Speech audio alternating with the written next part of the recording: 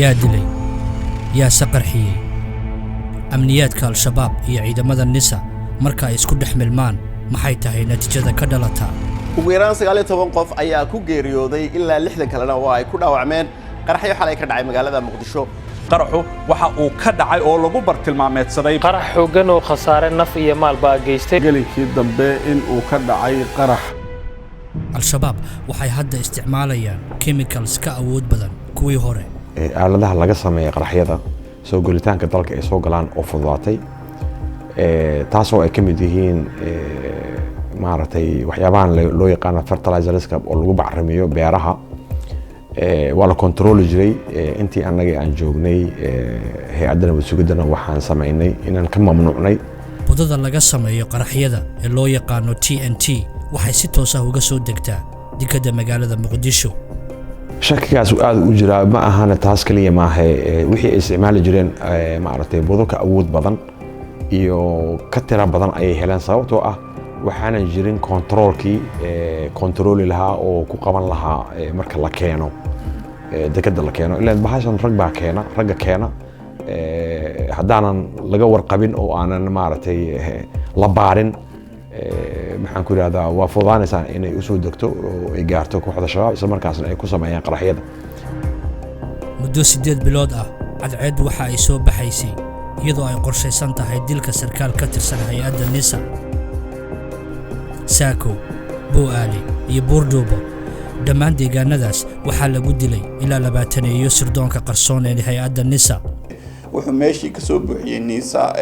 nimankii amniyaadka ee al-shabaab u shaqeynayay taasoo khalkhal badan gelisay oo maanta aan la kala ogeyn cidda al-shabaab iyo cidda nisa oo dadkii iyo siyaasiyiintiiba ay runtii cabsi xad dhaaf soo gashay September 22keedii 2018 Aamina Xuseen oo ka tirsanay darcadda hay'adda nisa ayaa lagu dhex toogtay fasalkii ay xiisadda ku qaadanaysay yaa farta ku soo fiiqay Aamina General Abdalla oo ahaa taliye ku-xigeenkii hay'adda nisa qoraal uu la wadaagay madaxweynaha Soomaaliya ayuu uga digay in xubno al-shabaab ah uu Fahad Yaasiin ka shaqaalaysiiyay hay'adaha dawladda balse Fahad Yaasiin ayaa kaga jawaabay eedeyntaas weerarkii lagu qaaday xafiiska ku-xigeenka hay'adda nabad sugidda Soomaaliyeed nisa General Abdalla waxa la rumaysan yahay in ujeedada ficilka loo sameeyay ahayd in la burburiyo ama la baabiyo cadaymo la filayay inay jireen kuwaas oo ku aadanaa in Fahad Yaasiin uu la leeyahay xiriir hoosaad kooxda argagixisada ee al-shabaab maamaha Soomaaliyeed jirto oo la yiraahdo wixii la qaray qurun baa ku jira marka hadda aragtid in isqarinayo nin ay wax u duugan yihiin waa horta taliye-xigeenkii koowaad ee hay'adda nabad sugidda qaranka General Abdalla wuxuu shaqadiisa ku waayay dacwad uu ka gudbiyay Fahad Yaasiin uu gudbiyay maxkamadda ciidamada qalabka sida isagoo sheegay inuu hayo cadaymo ku filan in uu ninkan xiriir leeyahay kooxda al-shabaab bishii August 27keedii 2018 waxaa Muqdisho yimid taliyihii sirdoonka dalka Suudaan Saalax Abdalla Goosh waa 10 maalmood kadib markii uu madaxa ka noqday hay'adda nisa Fahad Yaasiin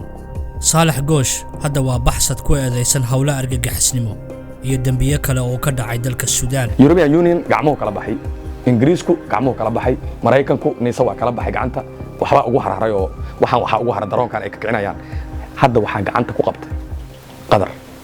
maxay wadaagaan Fahad Yaasiin iyo Saalax Goosh